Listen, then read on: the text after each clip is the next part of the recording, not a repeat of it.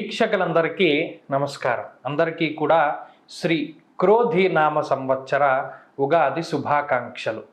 ఈ క్రోధినామ సంవత్సరంలో మేషరాశి వారికి ఏ విధమైనటువంటి ఫలితాలు కలగబోతూ ఉన్నాయి, ఈ ఉగాది దగ్గర నుండి వచ్చే ఉగాది వరకు వారి యొక్క జీవన గమనం ఏ విధంగా ఉండబోతూ ఉన్నది గోచారం ప్రకారంగా అనేటువంటి విషయాన్ని మనం ఈ వీడియోలో క్లుప్తంగా తెలుసుకుందాం. ముఖ్యంగా మేషరాశి వారికి ఈ ఫలితాలన్నీ కూడా నేను రాసినటువంటి భవిష్యదర్శిని అనేటువంటి పుస్తక రూపంలో కూడా లభ్యమవుతాయి. కాబట్టి ఆ పుస్తకాలు ఎవరికైనా కావాలన్నా తెలియజేయండి. ఆ పుస్తకం ఆధారితంగానే మనం ఈ ఫలితాలను చెప్పుకుంటూ ఉన్నాం. ఈ రాశి వారికి మే నెల 1వ తారీఖు లగాయతు గురుడు జన్మరాశి యందు, అనగా ఈ 1వ తారీఖు మే నెల వరకు జన్మరాశిలోనే ఆయన సంచారం చేస్తూ రజతమూర్తిగా సంచారం చేస్తారు. ఆ తదుపరి 2వ స్థానమందు, అనగా మే 1 దాటిన తర్వాత 2వ తారీఖు లగాయతు కూడా ఆయన 2వ స్థానంలో తామ్రమూర్తిగా సంచారం చేస్తారు. అలాగే ఈ సంవత్సరం మొత్తం కూడా శనేశ్వరుడు 11వ ఇంట తామ్రమూర్తిగా సంచారం చేయబోతూ ఉన్నారు. రాహుకేతువులు ఈ సంవత్సరం మొత్తము కూడా 12, 6వ స్థానాల్లో తామ్రమూర్తిగా సంచారం చేస్తారు. అలాగే ఈ సంవత్సరంలో ఈ రాశి వారికి ఆనందదాయకమైనటువంటి సమయం ఉంటుంది. దీర్ఘ సంచార గ్రహాలలో గురువు అలాగే శనేశ్వరుడు ఈ 2 గ్రహాల తాలూకు అనుకూలతల వల్ల అటు ఆర్థిక లాభము అలాగే కుటుంబంలో అభివృద్ధి కూడా జరగడానికి అవకాశం ఉంటుంది. రాహు 12వ స్థానమందు సంచరించడం వల్ల కొంత దోషమున్నా కూడా మిగిలిన గ్రహాల వల్ల శుభ ఫలితాల వల్ల ఈ రాహు యొక్క దోషం అనేటువంటిది కూడా కొంత తొలగడానికి అవకాశం ఉంటుంది. అయితే ఈ రాశి వారికి ఈ సంవత్సరంలో మే నెల 2వ తారీఖు లగాయతు 1 సంవత్సరం పాటు ఉండేటువంటి గురువు 2వ స్థాన సంచార శుభ ఫలితాల వల్ల మనస్సౌఖ్యం యశోవృద్ధిం సౌభాగ్యంచ ధనాగమ అనేటువంటి శాస్త్రవచనం ప్రకారం కుటుంబము సంతోషకరంగా ఉంటుంది. కుటుంబ అభివృద్ధి అనేటువంటిది కనబడుతూ ఉన్నది. అలాగే శుభ కార్యక్రమాలు జరుగుతాయి. సంతానానికి సంబంధించినటువంటి పురోగతి ఉంటుంది. కాంట్రాక్ట్ ఉద్యోగాలు ఇవన్నీ కూడా పర్మనెంట్ని పొందేటువంటి అవకాశాలు ఉన్నాయి. కాంట్రాక్ట్ ఉద్యోగాలు ఎవరైతే చేస్తూ ఉన్నారో వారందరూ కూడా స్థిరమైనటువంటి ఉద్యోగాలు, ప్రభుత్వ ఉద్యోగాలు పొందడానికి అవకాశం ఉంటుంది. అలాగే సత్సంతాన సౌభాగ్యాన్ని ఈ గ్రహస్థితి ఇస్తుంది. అనగా వంశాభివృద్ధి జరగడం, సౌభాగ్యం అభివృద్ధి చెందడం లాంటి అంశాలు ఈ సంవత్సరంలో చూడవచ్చు. నూతన వస్తు వాహనాల యొక్క కొనుగోలు చేస్తారు. బంగారు ఆభరణాలు, గృహాలు, స్థలము వంటి వాటిని కొనుగోలు చేయడానికి ఈ సంవత్సరంలో మేషరాశి వారికి అవకాశం ఉన్నది. అలాగే వ్యాపారంలో లాభం కలుగుతుంది. కొత్తగా వ్యాపారాలు ప్రారంభించే వారికి కాలం కలిసి వస్తుంది. వంశపారంపర్యంగా వ్యాపారాలు చేసేటువంటి వారికి కూడా అనుకూలంగా ఉన్నది. అలాగే వ్యాపార విస్తరణకి, కొత్త వ్యాపారాలు ప్రారంభించడానికి కూడా ఈ గ్రహస్థితులు చాలా శుభ ఫలితాన్ని ఇస్తూ ఉన్నాయి. శనేశ్వరుని యొక్క లాభస్థాన స్థితి మిక్కిలి శుభ ఫలితాలని ఇస్తుంది. ఆరోగ్యమర్ధ లాభశ్చ స్త్రీపుత్ర సుఖవర్ధనం అనేటువంటి శాస్త్రవచనం ప్రకారం ఆరోగ్యాభివృద్ధికి అవకాశం ఉంటుంది. విదేశాలలో స్థిర నివాసం ఏర్పాటు కావడానికి ఈ గ్రహస్థితి సహకరిస్తుంది. అలాగే ప్రస్తుతం ఉన్నటువంటి దేశం నుండి వేరే దేశం వెళ్ళి స్థిరపడడానికి కూడా ఈ గ్రహస్థితి అవకాశాన్ని కల్పిస్తూ ఉంటుంది.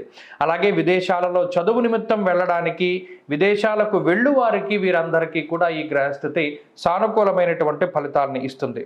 గతంలో కోల్పోయినటువంటి ధనము లేదా ద్రవ్యము లేదా మరి ఏ ఇతరత్ర అవకాశాలనైనా సరే తిరిగి పొందడానికి ఈ గ్రహస్థితి చాలా చక్కగా ఉపయుక్తంగా ఉంటుంది.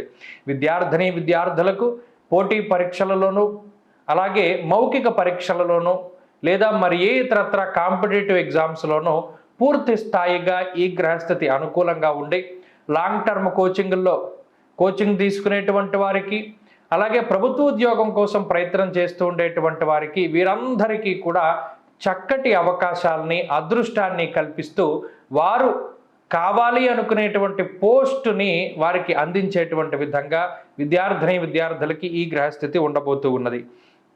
అలాగే ఈ శని గురుల యొక్క అనుకూలత వల్ల అటు వ్యవసాయ రంగంలో ఉండేటువంటి వారికి చాలా గొప్ప ఫలితాలు ఉన్నాయి.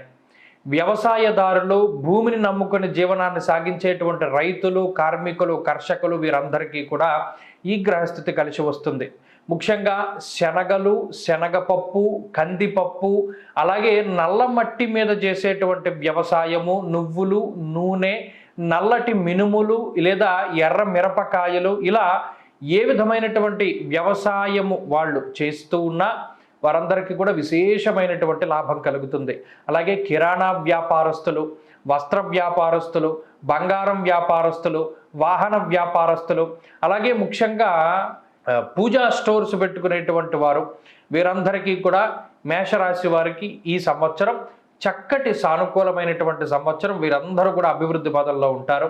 అలాగే సాఫ్ట్వేర్ ఉద్యోగస్తులు, న్యాయశాఖలో పనిచేసేటువంటి వారు, ప్రింట్ అండ్ ఎలక్ట్రానిక్ మీడియాలో పనిచేసేటువంటి వారు, రాజకీయ నాయకులు వీరందరికీ కూడా ఈ సంవత్సరం చాలా విశేషమైనటువంటి శుభ ఫలితాలని మేషరాశి వారు మనం ఆశించవచ్చును. అయితే వీరికి వ్యయరాహు దోషం ఉన్నది. దీనివలన స్థానచలనానికి అవకాశం ఉంటుంది. ఉద్యోగరీత్యా, వ్యాపార రీత్యా కొంత వేరే ప్రాంతాల్లో సంచరించడానికి లేదా నివాసం ఏర్పరచుకోవడానికి అవకాశం ఉంటుంది. కార్యవిఘ్నం ప్రవాసంచ ద్వాదశ స్థానగో ఫణి అనేటువంటి శాస్త్రవచనం ప్రకారం పనుల్లో కొంత జాప్యం ఉంటుంది. మరీ ముఖ్యంగా విషపూరితమైనటువంటి క్రిమికీటకాల పట్ల చాలా జాగ్రత్తగా వ్యవహరించాలి. అలాగే ఫుడ్ పాయిజను, చెడిపోయినటువంటి ఆహారాన్ని భుజించడం, దీనివల్ల అజీర్తి లేదా జీర్ణ వ్యవస్థకి సంబంధించినటువంటి ఇబ్బందులు, ఇటువంటి వాటికి అవకాశం ఉంటుంది. ఆర్థిక లావాదేవీల్లో కొంత జాగ్రత్త అవసరం. స్పెక్యులేషన్, జోదము, వ్యసనాల వంటి వాటికి దూరంగా ఉండడానికి ప్రయత్నం చేయండి. గ్యాస్ట్రిక్ సమస్యల బారిన పడకుండా ఉండడానికి కొంత మీరు ప్రయత్నం చేస్తూ, వ్యాయామాన్ని సక్రమంగా చేస్తూ, కాలాన్ని అతిక్రమించకుండా భోజనం చేస్తూ ఉండడం ఇత్యాదులు చేస్తూ ఉండడం ద్వారా రాహు యొక్క అనుకూలత కనబడుతూ ఉంటుంది. ప్రత్యేకించి ఈ సంవత్సరంలో ఏ విధమైనటువంటి శస్త్రాస్త్ర ప్రయోగాలు, అనగా ఏ విధమైన ఆపరేషన్ లాంటివి లేదా ఇలా చెడుగా సంభవించేటువంటివి కూడా మేషరాశి వారికి ఉండడం లేదు. అంతా కూడా చాలా సానుకూలంగా ఉన్నది కాబట్టి ఇది మంచి సంవత్సరంగా చెప్పవచ్చు. ఈ సంవత్సరంలో వీరికి ఆదాయము 4, వ్యయం 3, రాజ్యపూజ్యం 8, అవమానం 14. అయితే ఈ సంవత్సరంలో మరింత అనుకూలమైనటువంటి ఫలితాలని సాధించడానికై ప్రతినిత్యము కూడా దేవీ ఖడ్గమాల స్తోత్రాన్ని పఠిస్తూ ఉండడం చెప్పదగినటువంటి సూచన. అలాగే ఆదివారం నాడు కేజింపావు మినుములు దానం చేస్తూ ఉండడం ద్వారా కూడా మంచి ఫలితాలను పొందగలుగుతారు. ఈ సంవత్సరం మొత్తం మీద ఆరాధించవలసినటువంటి దైవం దుర్గాదేవి, లలితా త్రిపుర సుందరి అమ్మవారు. అనుకూలమైనటువంటి వారాలు గురువారము, శనివారము, శుక్రవారాలు. అదృష్ట రత్నము పుష్యరాగము, కనక పుష్యరాగాన్ని ధరించవచ్చును. అదృష్ట వర్ణము పసుపు, నీలము. ఈ సంవత్సరంలో అదృష్ట సంఖ్య 6. స్వస్తి.